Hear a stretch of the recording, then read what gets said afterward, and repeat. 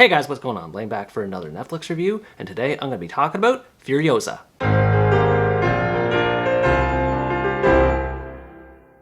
Furioza is a Polish crime thriller that tells the story of three friends who used to be part of a gang together before they went their separate ways. Years later, one of the friends, David, who's now a doctor, is approached by his ex-girlfriend Zika, now a policewoman, who tells him that he must go undercover as an informant in his former gang or else his brother Kashubian will be arrested. With no other options available, David returns to the Furioza gang and manages to win over his former brothers in arms, as he becomes involved in a conflict between Furioza and other rival groups vying for control of a drug pipeline, and he finds himself stuck between maintaining his informant duties and staying loyal to the gang that he's become drawn to once more. I've seen a lot of great crime thrillers come out of Poland via Netflix in the past year or so, and this is another one to add to the list. Although I didn't completely understand everything that happened in it, it's still effective with telling a crime story that shows the ties that bind people together while doing so in an entertaining way. Out of all the central characters, I would consider David to be the protagonist. He undergoes more trials than anyone else in the movie, as he's forced to put himself in harm's way for the sake of protecting his brother, and this leads to interesting developments for his character. He's stuck between his principles as a reformed man contributing to society and redeeming himself to his brother, who's still a member of Furioza.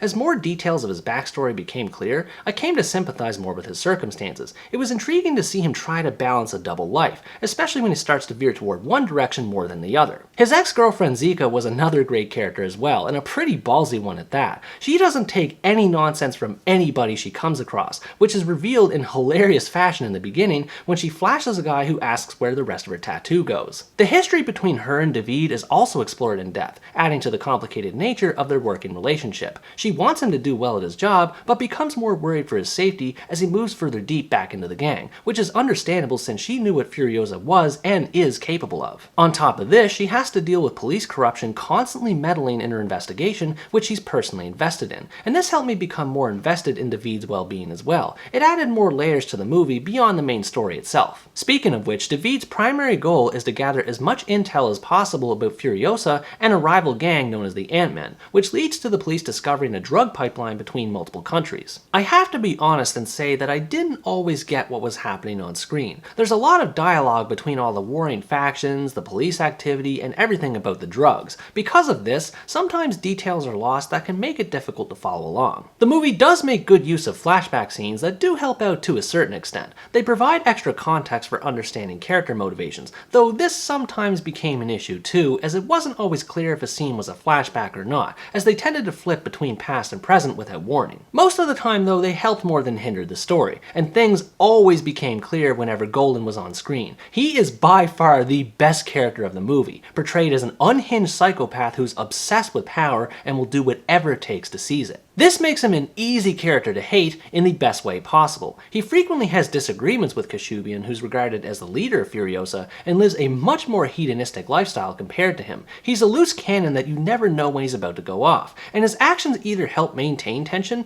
or raise the stakes when the story calls for it. Through the interactions between everyone at Furioza, the themes of brotherhood and family become evident, along with the loyalty associated with it. The camaraderie between all the gang members, who are referred to as hooligans, is close-knit to such a degree that they really do seem like family. This makes everything that happens in the story more believable in its presentation. Most of the guys that have been with Furioza since they were teenagers are wary of David's sudden return, and some even have unique personalities. While they're obviously not people that anyone would want to cross paths with, it's still refreshing to see them as being more than just thugs, Golden notwithstanding. The inner politics of the gangs and even the police are rich in detail as well, as it shows how rampant corruption runs between all parties involved. There's always someone partnering with one person or double-crossing another, which kept me guessing where one's true loyalty lied, and this in turn kept the story fresh and exciting as events unfolded. Not everything is completely bogged down in politics though. The movie has its fair share of action scenes too, largely consisting of violent brawls between either two people or two groups duking it out.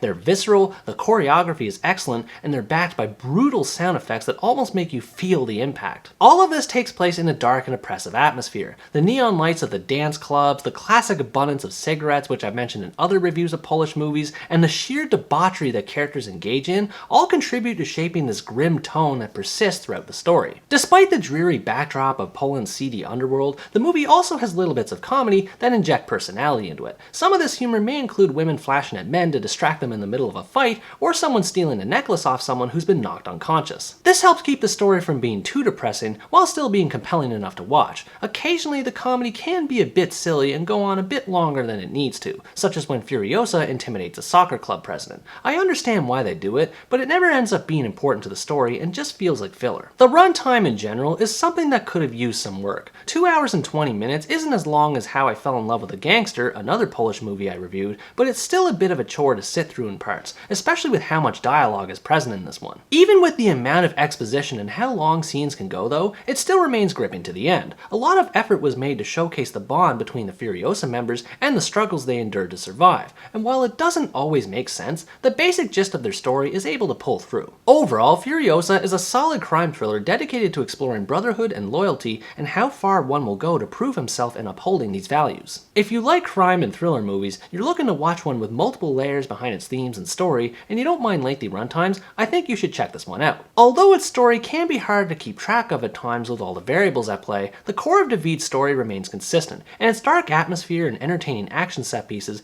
prove that Furioza definitely lives up to its name. What did you think about this movie? Were you a fan of its portrayal of gangsters and dark atmosphere, or did you find its story to be a bit confusing to follow along with? Let me know in the comments below. Anyways guys, that's going to wrap up my review of Furioza. Thanks for watching this video, I hope you enjoyed it, and as always stay tuned for the next part, where next time I review the American comedy Metal Lords. Bye bye!